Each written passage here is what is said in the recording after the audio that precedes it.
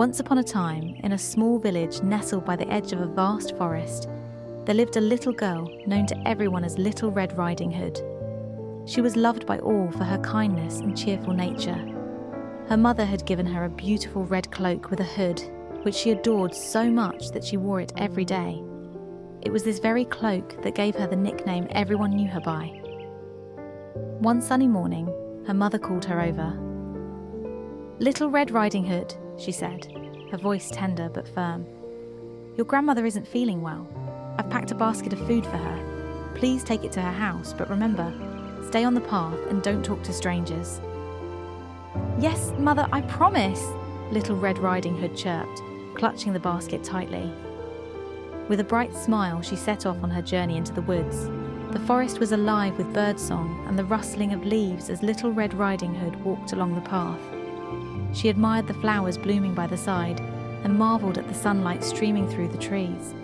Suddenly, a large wolf stepped out from behind a tree. "Good morning, little girl," he said, his voice smooth and friendly, but his yellow eyes gleamed with mischief. "Where are you off to so early?" Little Red Riding Hood, remembering her mother's advice, hesitated but decided he seemed nice enough. "I'm going to my grandmother's house to bring her this basket of food," she replied, her voice innocent and trusting. The wolf's grin widened. "What a kind granddaughter you are," he said. "Why don't you pick some flowers for her? I'm sure she'd love that." Little Red Riding Hood clapped her hands. "What a wonderful idea! Grandmother does love flowers," she exclaimed. She wandered off the path, gathering bright blossoms while the wolf slinked away, his plan forming in his cunning mind. The wolf, taking a shortcut through the woods, arrived at the grandmother's house. Knocking on the door, he called out in a high-pitched voice, "It's me, Little Red Riding Hood." "Come in, my dear," the grandmother replied from her bed. As the wolf entered, her eyes widened in fear. "You're not Little Red Riding Hood." "No," growled the wolf, locking her in a cupboard. He quickly donned her nightgown, glasses and cap, climbing into bed to await the girl. Little Red Riding Hood finally arrived, her arms full of flowers and her basket swinging at her side. She knocked on the door. "Grandmother, it's me."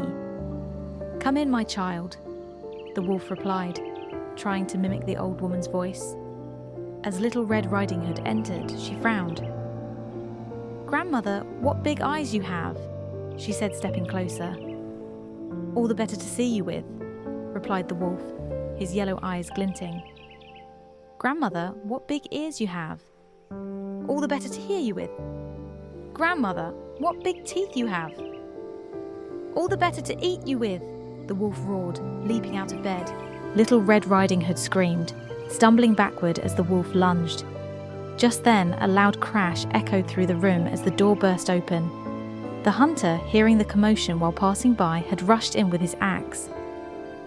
"Stay away from her, you beast!" he shouted, advancing on the wolf. The wolf growled but knew he was outmatched. With one final snarl, he fled into the woods. The hunter freed the grandmother, who embraced Little Red Riding Hood tightly.